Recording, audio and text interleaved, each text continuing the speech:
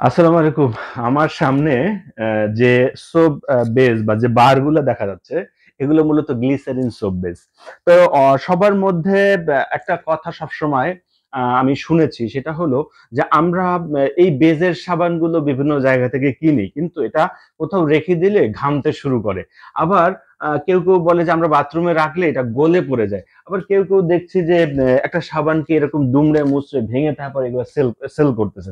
আসলে সাবান দুমড়ে মুচড়ে ভাঙা কিংবা ধরেন গলে যাওয়া এগুলা বিষয় না। বিষয় হলো একটা সাবানের কতটুকু ক্ষমতা আছে। একটা সাবান যেটা আমরা ব্যবহার করব, এই সাবানকে শুধুমাত্র জাফরান দিলাম আর একটু হাবিজাবি মিক্স করে সুন্দর করে দেখিয়ে একটা সাবান তৈরি করলেই হবে না। এই সাবানটার মধ্যে কিছু বৈশিষ্ট্য থাকতে হবে। যেমন আমার হাতে যে গ্লিসারিন সোপ বেস গুলো আছে, এগুলো হলো ৫ তেলের সোপ বেস।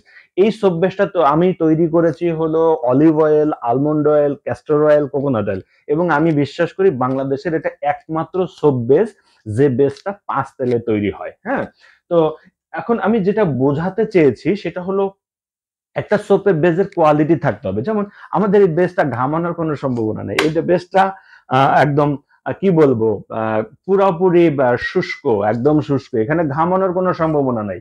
এটার মধ্যে কোনো কেমিক্যাল নাই। এটার মধ্যে কেমিক্যাল নাই বলতে কি, দেখা যায় যে সোপ বেস গুলো বিভিন্ন ধরনের আর্টিফিশিয়াল কেমিক্যাল ইউজ করা হয়।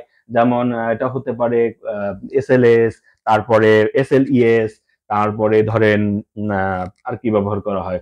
অ্যালকোহল, এই টাইপের অনেক কিছু ব্যবহার করা হয়। কিন্তু আমার এই বেসটার মধ্যে অ্যা অ্যা এরকম অ্যালকোহল এরকম কোনো কিছু আমরা কিন্তু ব্যবহার করিনি। এইটা মানে বলা যায় যে সর্বনিম্ন যে কেমিক্যালটা ব্যবহার করা উচিত, অর্থাৎ সোডিয়াম হাইড্রোক্সাইড ব্যবহার করা উচিত। সেই সোডিয়াম হাইড্রোক্সাইড এবং আমাদের কিছু সিক্রেট কিছু বিষয়ের উপর নির্ভর করে আ এই বেসটা তৈরি করা হয়েছে। আমাদের গোট মিল্ক বেসটাও যদি চিন্তা করেন,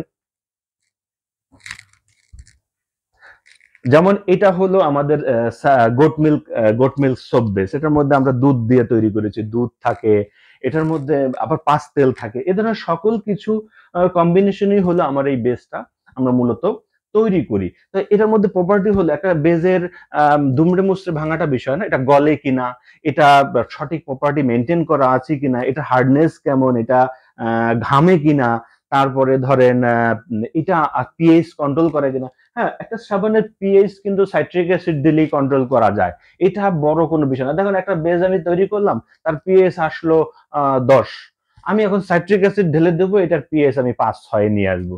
এখন একটা সাবানের পিএইচ ৫-৬ আসলে আনার কোনো দরকার নাই। এটা আপনার ৭, ৮, ৯ এই পর্যন্ত আনলেও কোনো সমস্যা নাই। কিন্তু আমরা প্রাকৃতিকভাবে এই বেসগুলোতে আমরা যেটা করি, এই মানে প্রাকৃতিকভাবে এই বেসগুলোতে আমরা ৭ থেকে ৮ আমরা নিয়ে আসি। এটা কিভাবে নিয়ে আসি, এটা হলো আমাদের সিক্রেট কিছু বিষয়।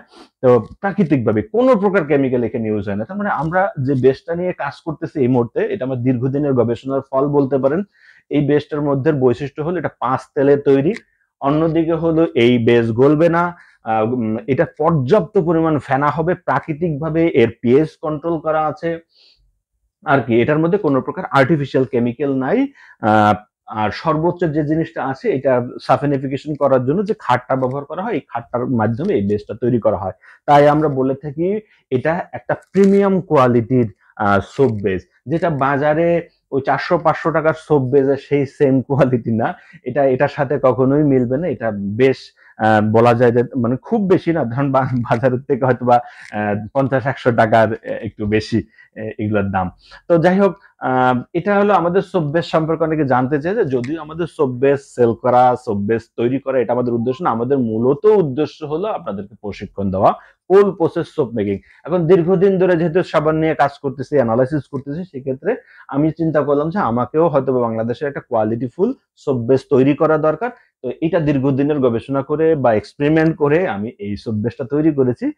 আলহামদুলিল্লাহ আমি স্যাটিসফাই, এবং যত মানুষকে এইগুলা দিয়েছি প্রতিটা মানুষ আমার এই সোপ বেজে স্যাটিসফাই। তো সবাই ভালো থাকেন, সুস্থ থাকেন। আল্লাহ হাফেজ।